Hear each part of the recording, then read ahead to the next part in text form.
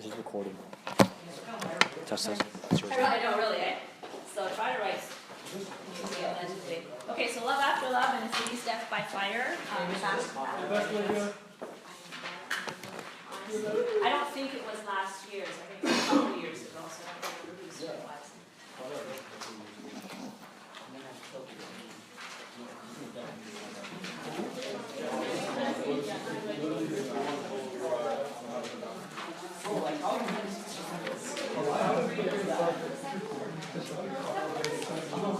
You're welcome.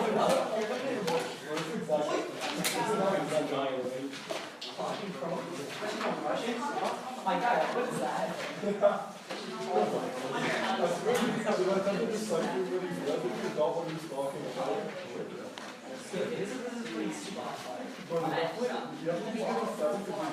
You will be familiar with one of these, and the other one was not one given to you, so let's talk briefly about both of these. These are extra questions that I can leave for you.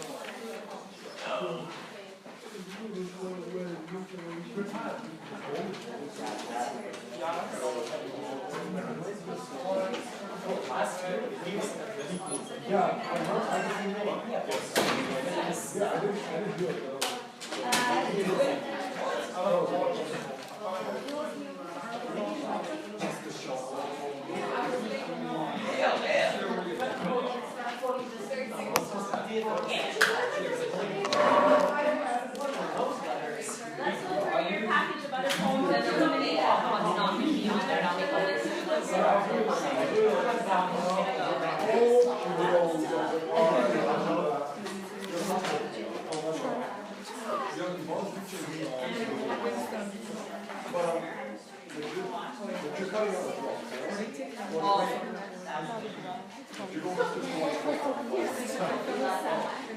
So, alright, ready? These are the poems that will definitely be on the IOC.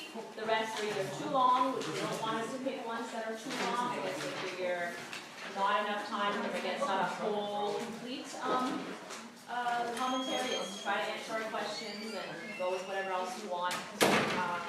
So the ideal line length, they say, is around 20 lines. I've gone over before. Whatever, as I said, I'm still here, so I'm sure one year we're going to get a report. Who's that teacher? No? Okay, so let's go through your notes or your package. So Love After Love, for sure, I just gave it to you, and A City's Death by Fire. Those two, boom, beautiful, lots of rich imagery, lots of great language, easy to understand, right? You'll do well if you get one of those two. But we'll go through them quickly because I know you're only really familiar with one. All the rest of them were presented, so they're up to you to know if any of your poems are blank in your book for some strange, bizarre, unfathomable reason. Don't take it such a contrivance. For some unfathomable reason, you have to rely on one another for notes. I'm just going to briefly go through each one of the poems right now. Maybe suggest what would have been my focus if this poem is going to be presented to you, right? All right. St. Lucia's First Communion. Love that one. That's going to be on there. Yeah? How many lines is that one? You have it in front of you? Stanzas. It's 5 times 4. Sorry? They're exactly 20. 5. Beautiful. Ding, ding, ding, ding. Exactly 20. That one's in there. Okay. How about C. Canes? How long is that one? 21. Beautiful, it's in. C. Canes. Lots of great imagery there. Number 5. C. Grapes. How long is that one? Long. Shut up, you're just randomly saying it. Long. Not as good. 19. 19? Beautiful, it's in. Alright, so far 5. Love After Love, City's Death by Fire, St. Lucia's First Communion, C. Canes, C. Grapes. Islands. How long is that one? I'm pretty sure it's short. This is really long. And I'll number the lines if you want to make reference to a certain line. They tell us to number them. I'll try to make the font nice and big and legible. But I also want to leave room along the sides of the margin so that you can, mark up the font. They're 29. Come on. I just want to reference.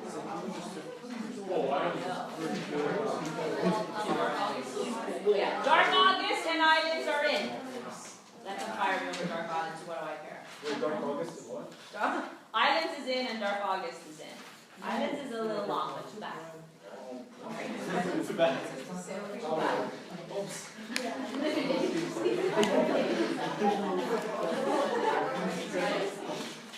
Prelude. How long is prelude? Now. 500 lines. Yeah, but no, there's like one word line, that doesn't count.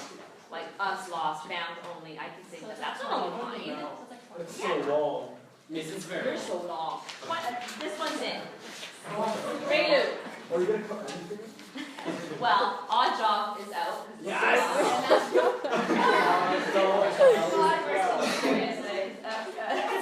Odd Job is out, way too long. And Blues is out, way too long. Right? Too long, they'll really fire me with that. I know, I love Blues too, but sorry. What else we got? Codicil. How long is Codicil? Where's Codicil?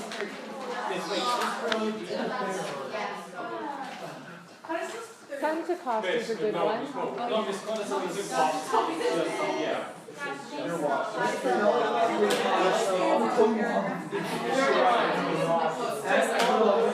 Okay, no Codicil. Pentecost, though. Pentecost is good. How long is it? 20. Beautiful. Pentecost is in. Let's get one more. I want at least 10. And then number 2. What else we got? Elsewhere. How long is that one? Too long. I know. 90's fantastic. Four times nine. That's like a lot. 25 of you. That's Exactly. The variety. Yes, elsewhere is too long. There's no. I may have to add. Three poems. Three times nine. No poems and no books. Just you know IOC. That's what 3 of every poem. That's 27. That's more than enough. Yeah, You can buy it. in fact, there's still 8. So it's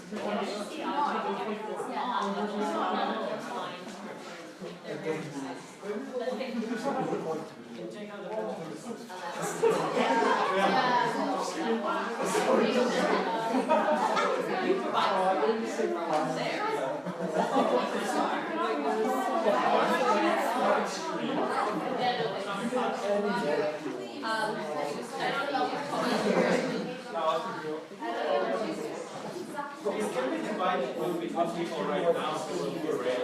What do you think?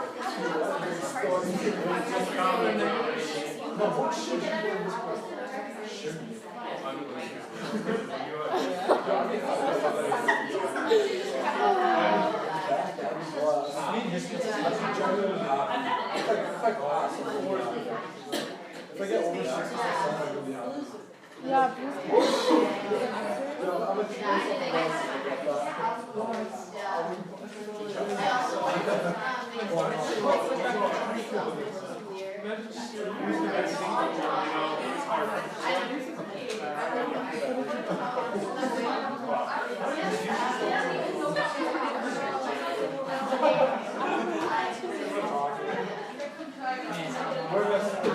So those are gold.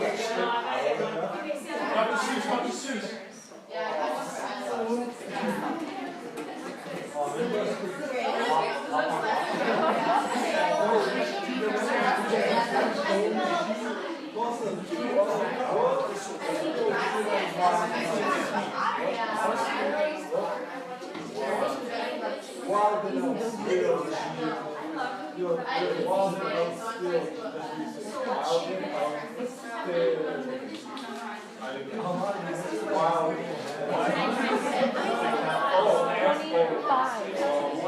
So 9 times 3 is 27 versus, or if you want to include them.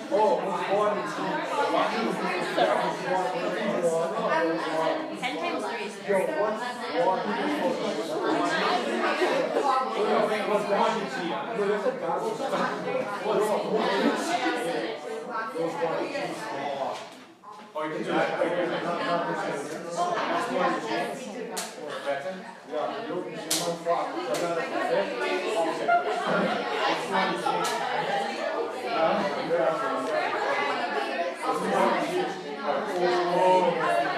Okay,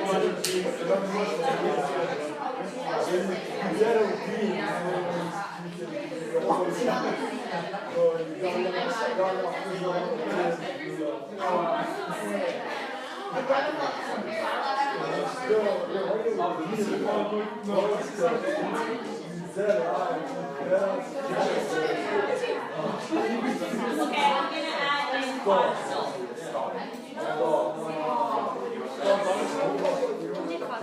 It's a little long, but it's not a land.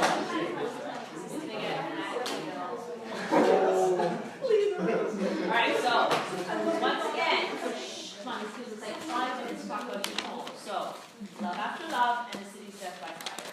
St. Lucia's First Communion, Sea Grapes, Sea Canes, Islands, Dark August, Prelude, Pentecost, and Codicil. Those are the 10. Okay?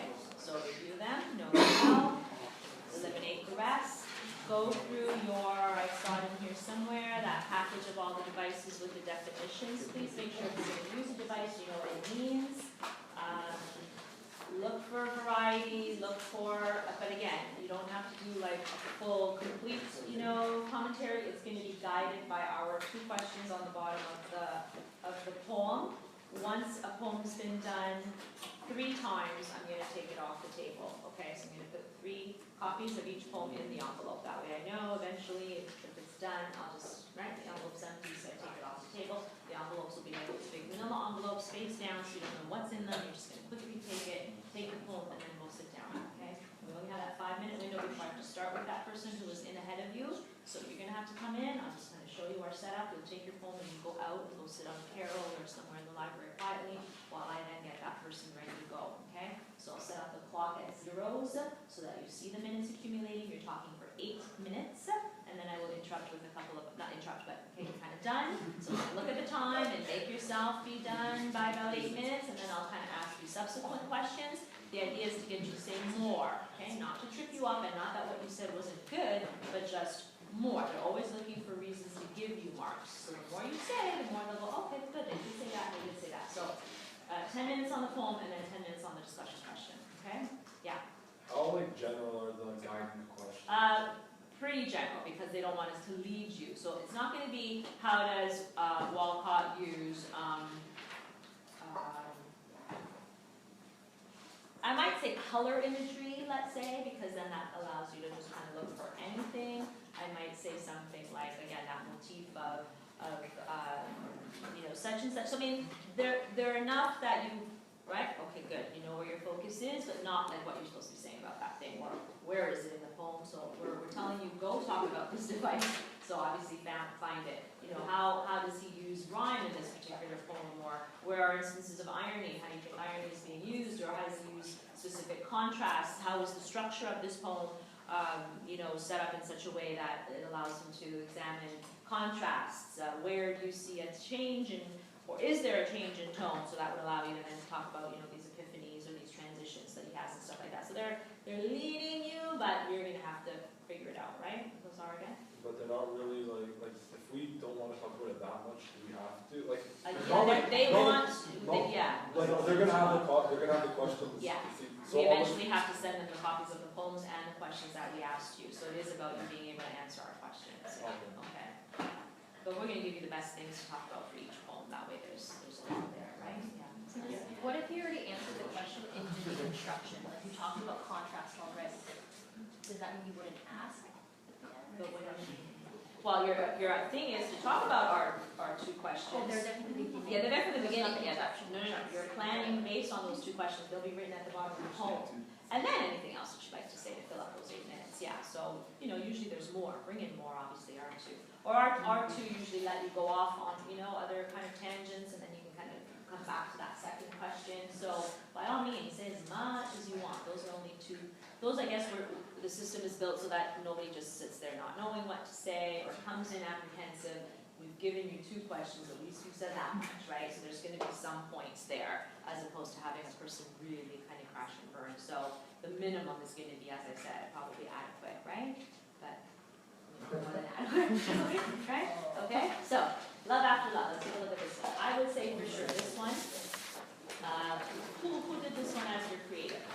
The time will come when with elation you will break your yourself arriving at your own door in your own mirror, and each will smile at the other's welcome. And say, sit here, eat. You will love again the stranger who was yourself. Give wine, give bread, give back your heart to itself, to the stranger who has loved you all your life, whom you ignored for another, who knows you by heart. Take down the love letters from the bookshop, the photographs, the desperate notes. Peel your own image from the mirror. Sit, feast on your life. Okay, great poem. What strikes you about this, whether you did it as the creative or not, and you're looking at this right now, what would be a great question about this poem? Each poem has something that we should be asking you about. What do you think stands out about this one? Good. The food, eating motif. Right? So how does Walcott use the food motif to tie into his overall theme? Right? So I'm not going to tell you the theme. You interpret, but now here's the device. Talk about this device. Okay, definitely there's this eating motif here. Along with the eating motif, what would you mention? The give wine, give bread. What's that conjuring in your mind? Religion. Right, religionist. That was supposed to not say that to me. What religionist? You boy. What's the device? What's the device? Well, not religionist. Andrea. Allusion. Right. Right. Good. Allusion to what? Allusion to the Bible. Yes, specifically the Last Supper. These were Christ's instructions to his disciples. Sit, do this, right?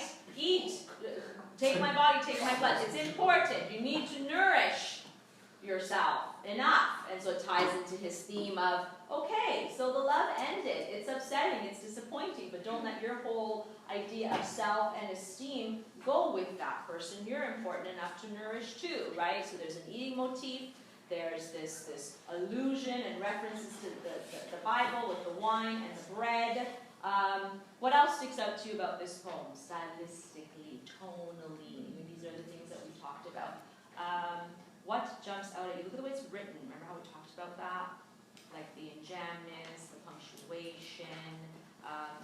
What kind of a tone does it have? Sit, eat, take down, sit, feast. What am I giving you? What's the poet giving us? Sorry, orders, commands, therefore it has what kind of tone? What did we say that was? Review your terminology. Didactic. Remember didactic teaching, instructing. Sit, do this. This has a very strong tone. Okay, the poet is talking to someone, perhaps, that was very disillusioned, distraught, perhaps, really depressed over the loss of a love. Look at the title, Love After Love. So obviously the connotation, always look at titles, guys, okay? So after a love has gone, been broken, destroyed, etc., you can still have love. So there's a positive connotation to what starts off as negative. Love can still exist after love. Literally, on the page, right? The word can still exist.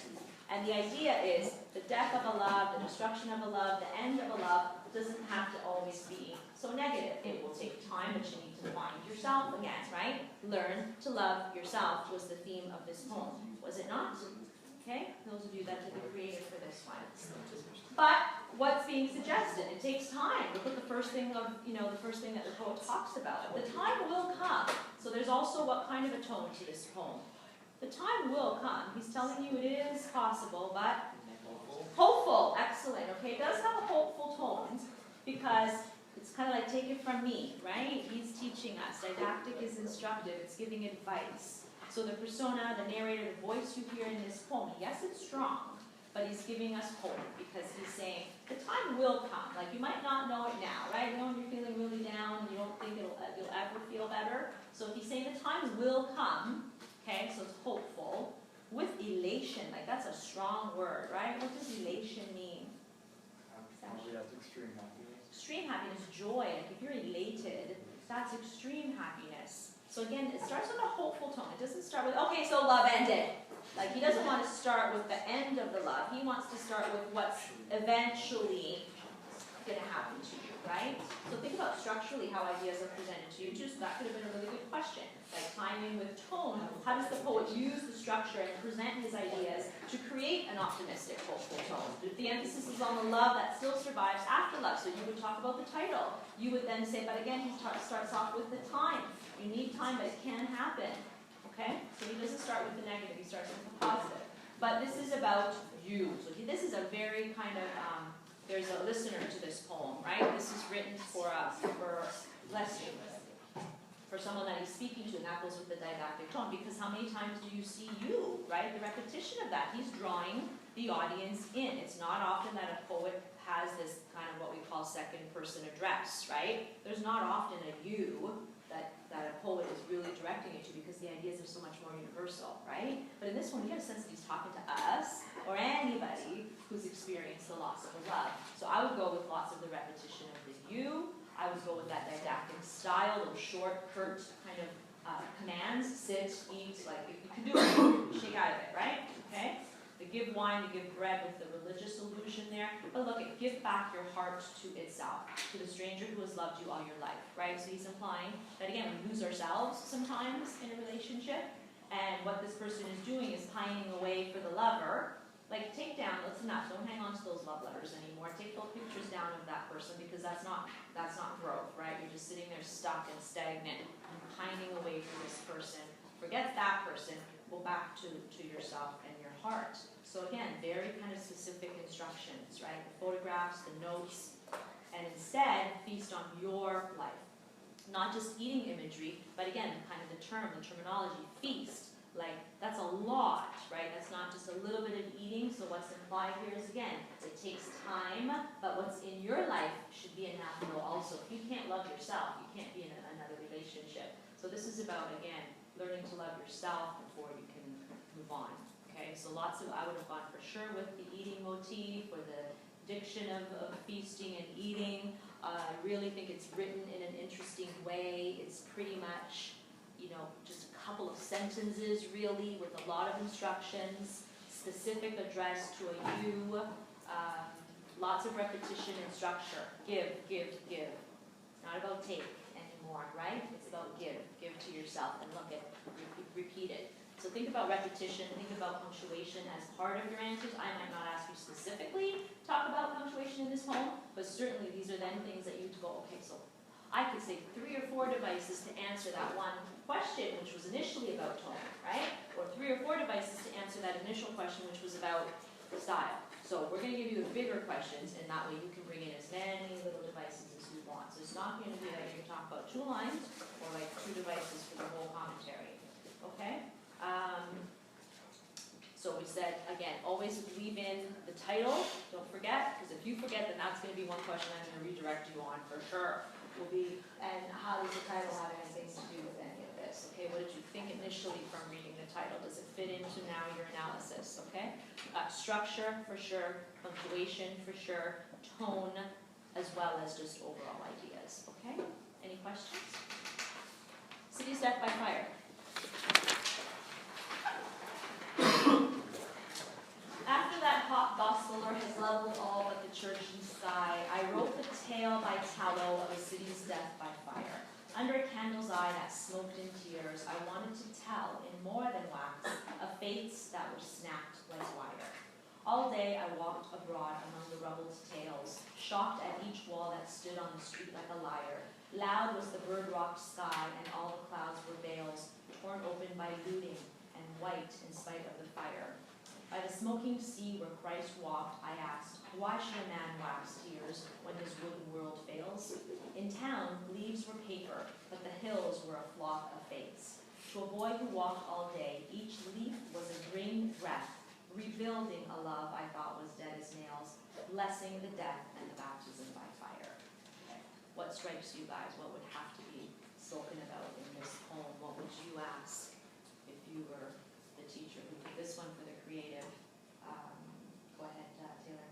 The imagery, like specifically like the fire and the nature. Yeah, that contrast of fire and destructive imagery versus the life-giving nature imagery, right?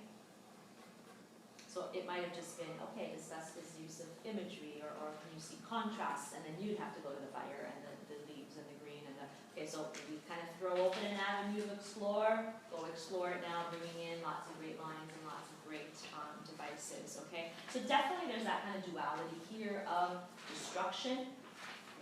That's the title, A City's Death by Fire. So again, it sounds quite negative. The city was destroyed. However, by the end of the poem, depth and breadth, you can't just say this is a negative poem, because it's not.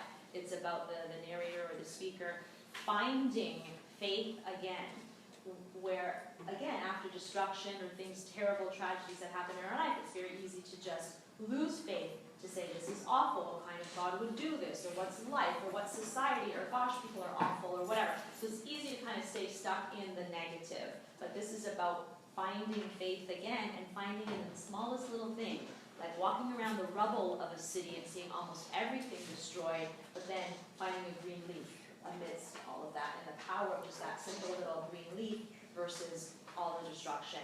Practically nothing standing except for a couple of walls still here and there, some buildings that are totally burned down. So think about use of strong imagery, and then whether it's the same imagery throughout or contrasting, okay? So the destruction by fire, but the rebirth through nature, and how nature restored this particular speaker's faith.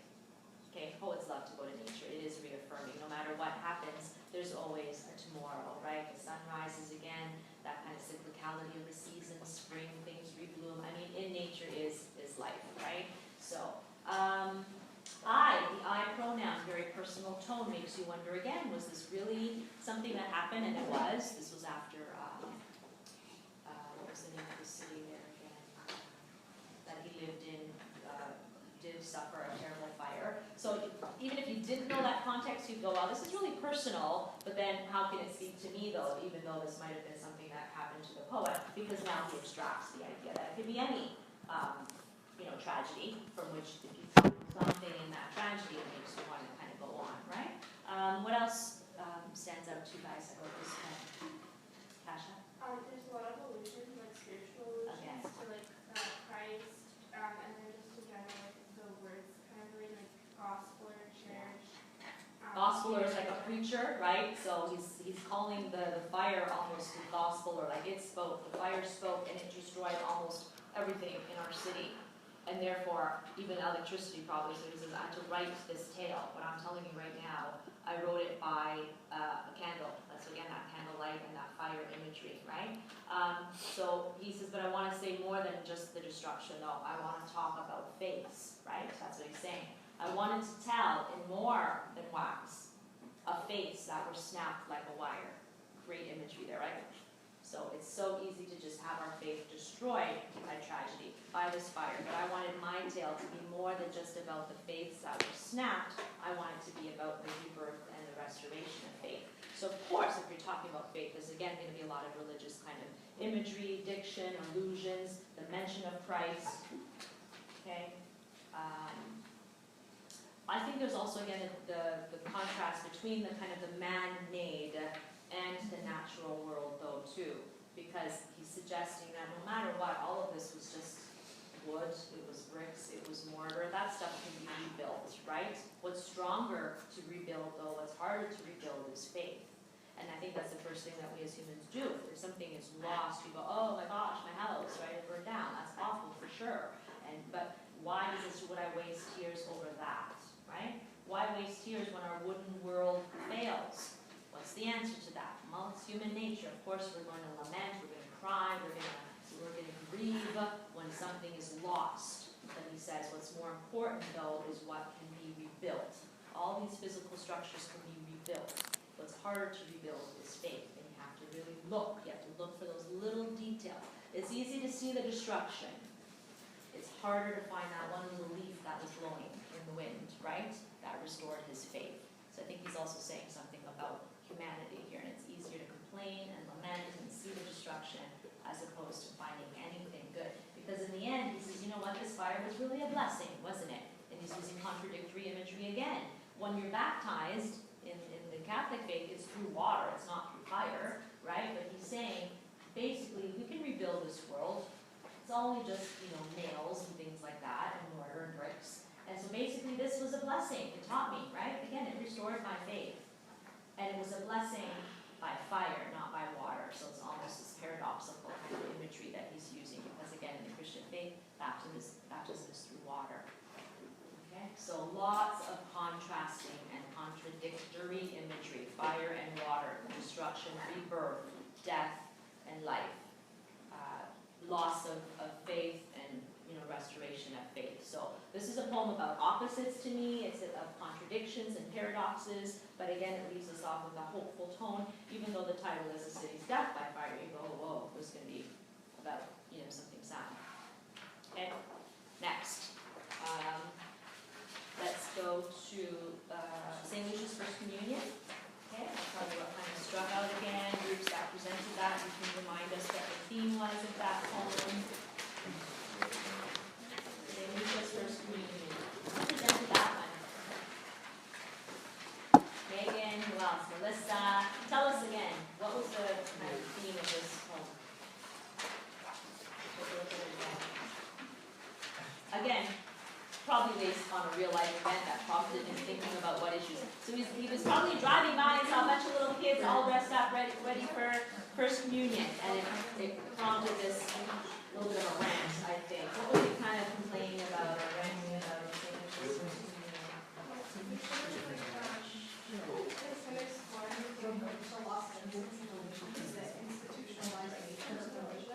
Loss of innocence was this poem. Due to what? Not life in general, but in this case, institutionalized religion. He was being critical of the church. Not so much to say, again, that you shouldn't have any faith or any religion, but in this case, it was how sometimes the institutions of religion aren't necessarily what people need. Because in this case, what was it doing? Is it really helping the children? What's his criticism of the church? Not just a blind criticism, but what was his criticism of? How the church does what? It does blind them. It blinds them. See, by trying to protect them, he says, and tell them everything is going to be lovely in life and aren't you cute and everything. That's not what children really need, though, right? So in this case, he's critical of the church because he's using lots of imagery to say that it's blinding them.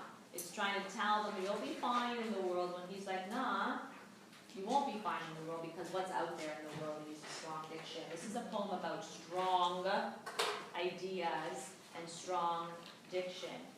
Why does he say the church tries to keep kids innocent by giving them this line that everything will be fine, and that it tries to shield children? But what does he say it's shielding them from? What are the last few lines in this poem? Is it the last few or somewhere in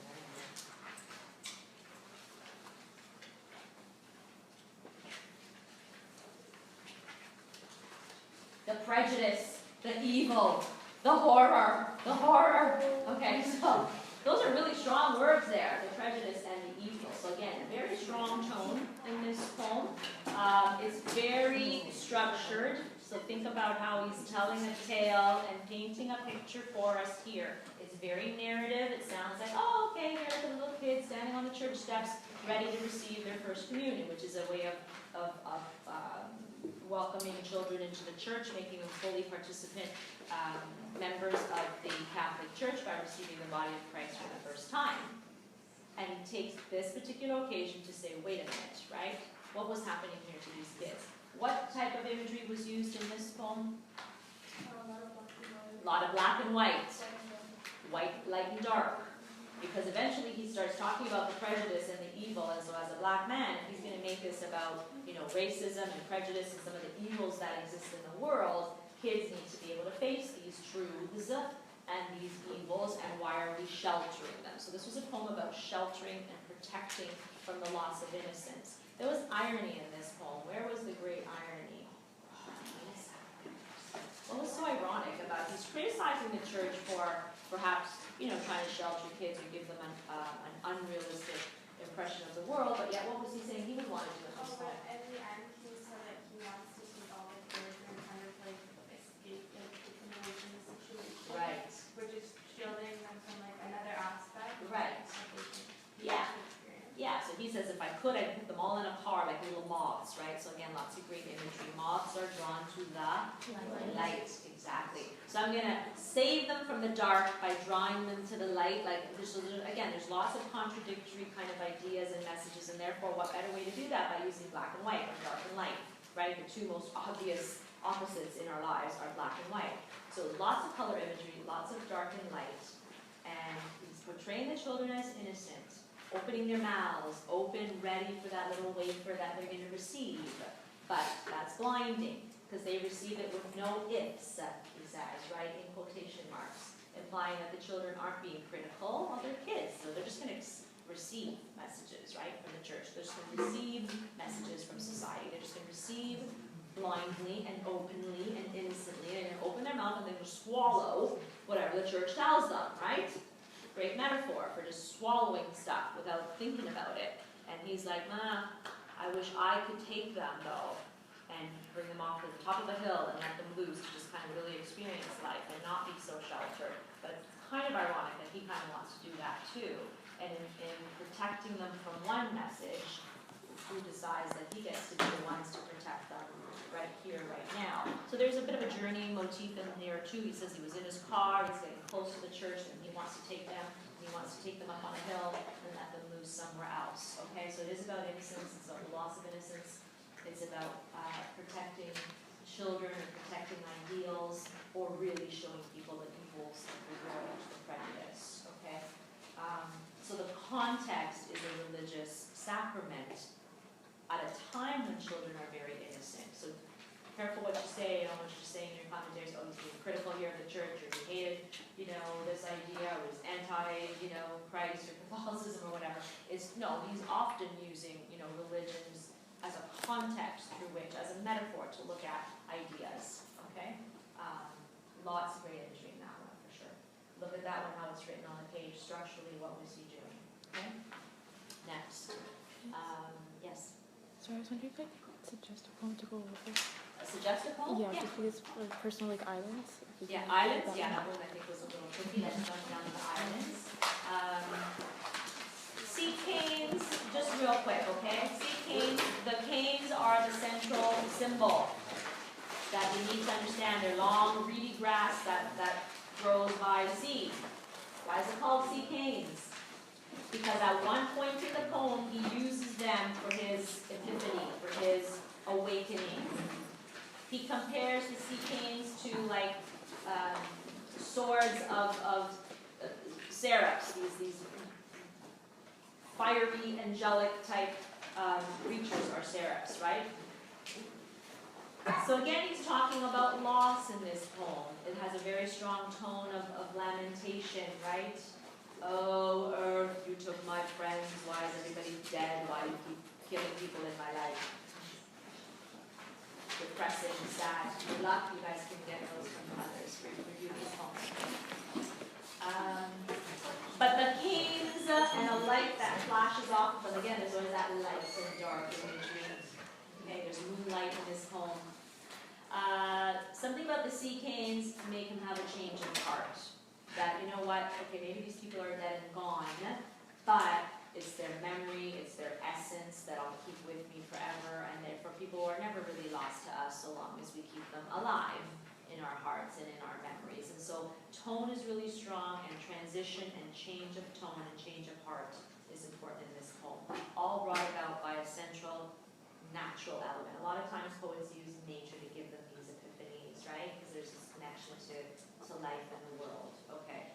See, grapes is basically about duty, obligation, responsibility versus freedom versus, the temptation to just do what feels good and fun and whatever. Okay, so that's a push and full of life. He uses the central extended allusion to Odysseus and his voyage. And I think the group that presented this poem gave you some background into who Odysseus was and how he was this great mythological person who got taken away on this long voyage, was tempted by his mistress Nausicaa, but eventually had to decide to go back home, right? So is it the duty and obligation of home, or is it, stay here and be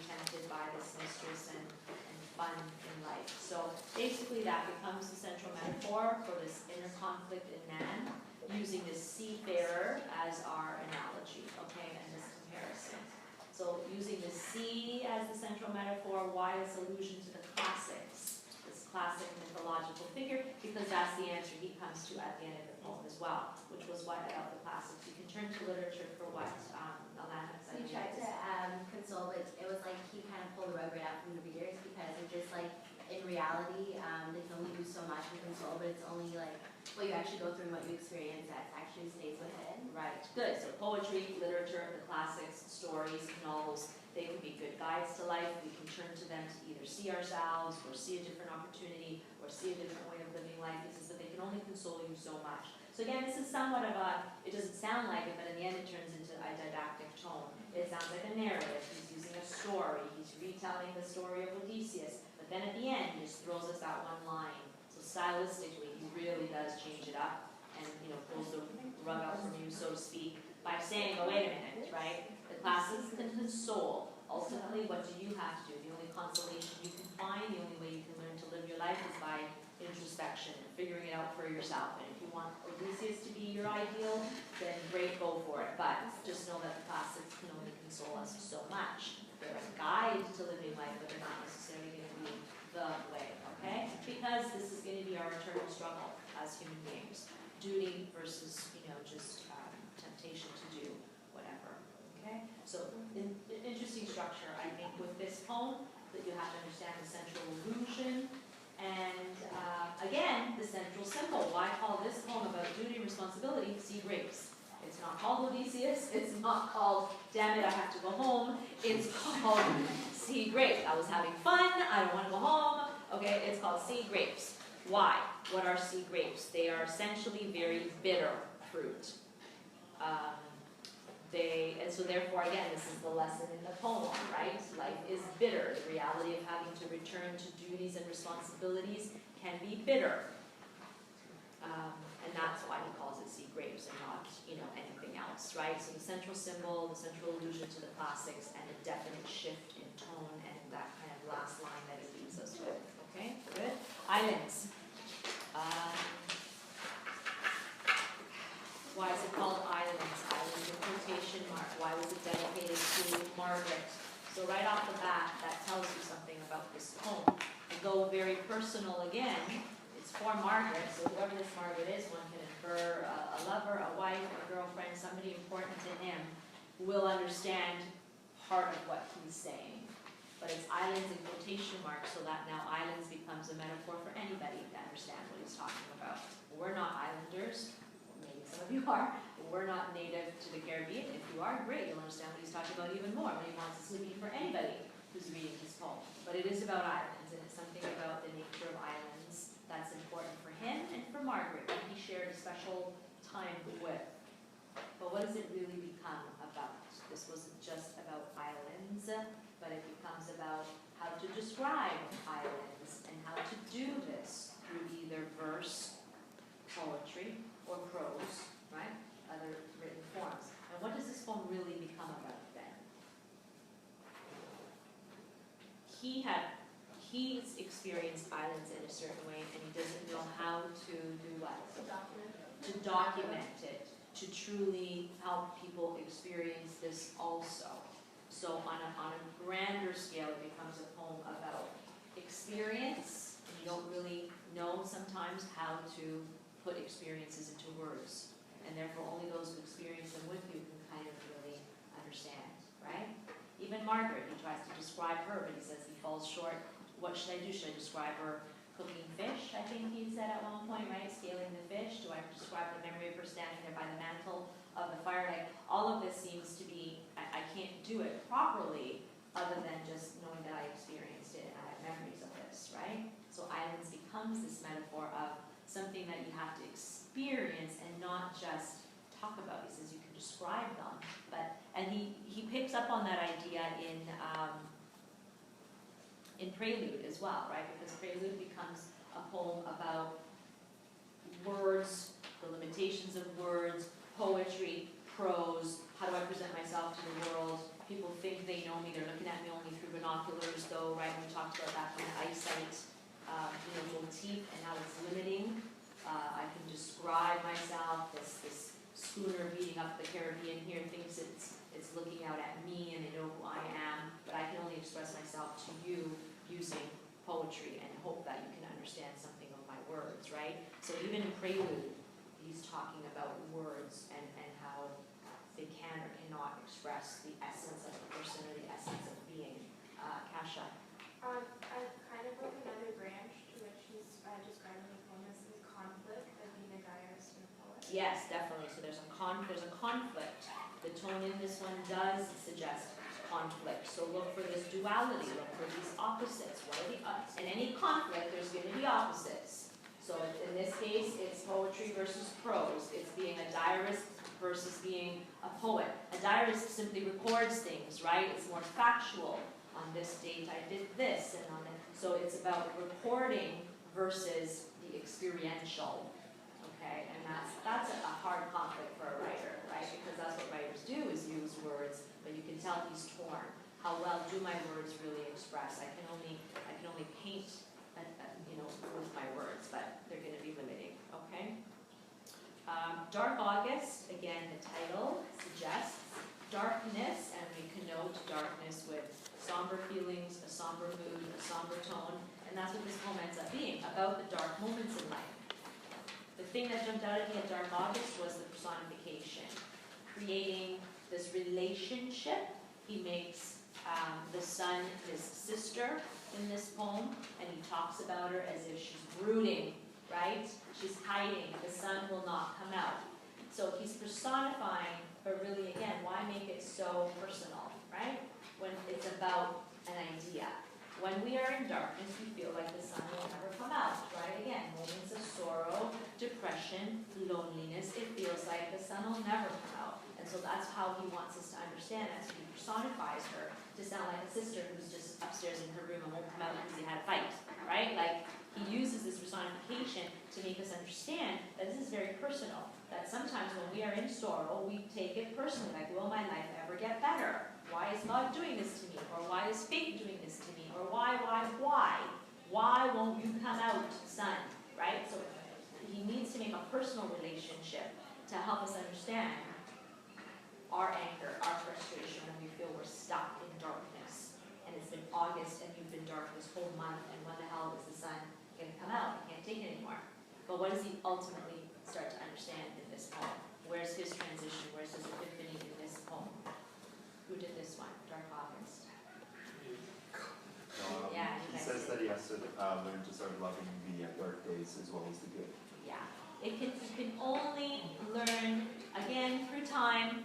It can be possible, though, so he does try to introduce a positive tone somewhere here, that he begins to realize the sun will eventually come out, and when she does, either, again, this personified sun, the real sun, better times, whatever the sun is a metaphor for, when the good times start to come, you'll realize that you only appreciate them that much more if you've had the darkness, though, right? It's like it can't be Christmas every day, because if it is, it's not that great. But if the time before Christmas really sucks, then when Christmas came, you're like, yay, it's Christmas! Presents! Okay, so, that's very true in life, right? You have to have both. Times of sorrow make you appreciate the good times that much more, right? It's all about relativity. So he says, eventually when the sun comes out, I'll appreciate it that much more, so I should thank the dark days, because it's the dark days that'll help me appreciate the good, and they taught me something in life, that you can't have all good, you can't have all bad, but the bad makes the good that much better when it's there. Therefore, it becomes a poem about learning about perspective, right, and appreciation. Again, through dark and light imagery, in this case through very strong personification. He could have written this poem in a very different way, but I think the relationship that it creates to the sun is very interesting. Okay?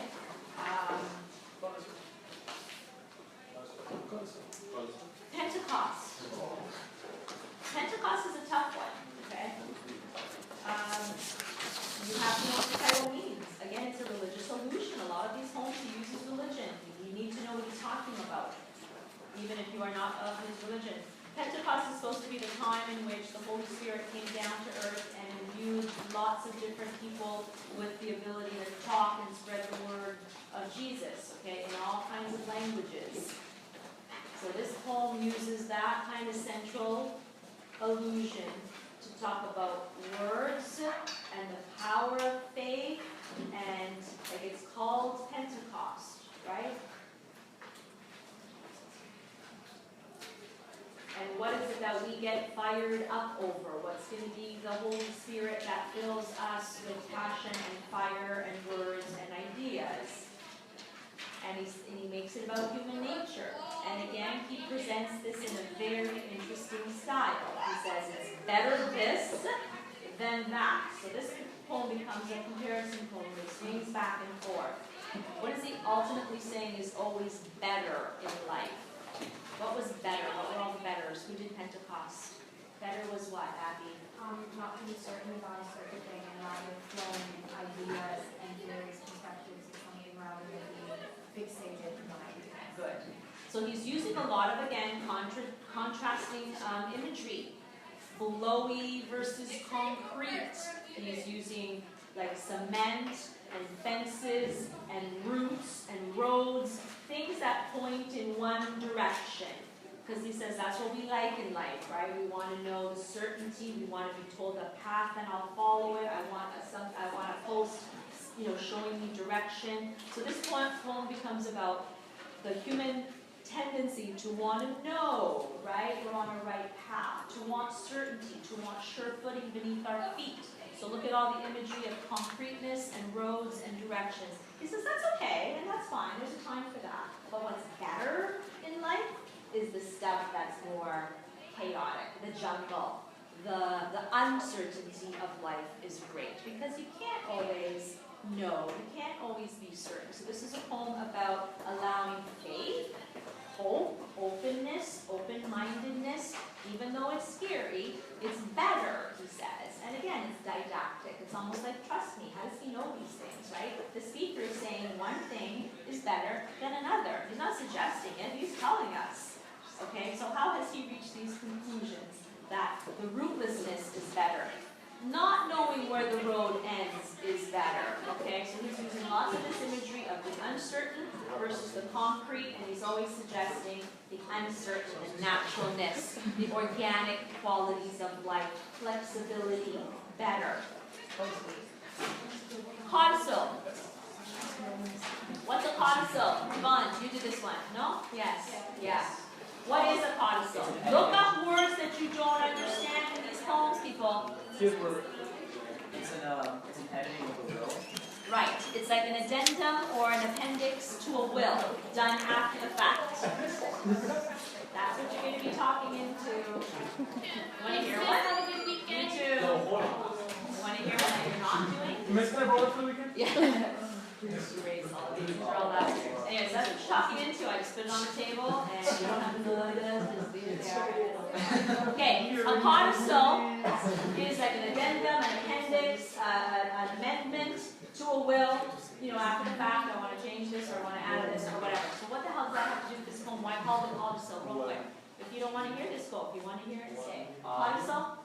It was a transition, it was the way the changing nation that he grew up in, his identity towards it. Good. Sort of, So again, he's using the central metaphor of a change, something I've added on, something I've learned about, and this poem or my ideas are like a codicil, right? So I've learned something else and I want to amend the way I think about things, but what was it about then? it was sort of the changing identity of post-colonization in the Caribbean. Yeah. He was being very critical here, I think, of colonization. This was, again, a very near and dear, poem to his heart, very personal, which makes it challenging for us, because we're like, okay, but I didn't experience that, so how can I make it, right, about the human condition and whatever? So what was it about in terms of the human condition, and not just his ideas about how his identity was stripped from him by the colonizers? How else can we relate to it then? Well, he didn't only use the angle of the colonization, he sort of also referred to his wishing of transitioning from a prose writer to a poet. Yeah, again, we see that idea in 2 or 3 of his poems, that conflict between, do I write in prose for money and to make a living in this poem? A lot of his poems are about dualities, conflicts, inner tensions. And he felt like he was a bit of a sellout, right? Because I had to write, I make my way like a hack, a journalist, because he was a journalist for a while. So this poem becomes about identity. Who am I?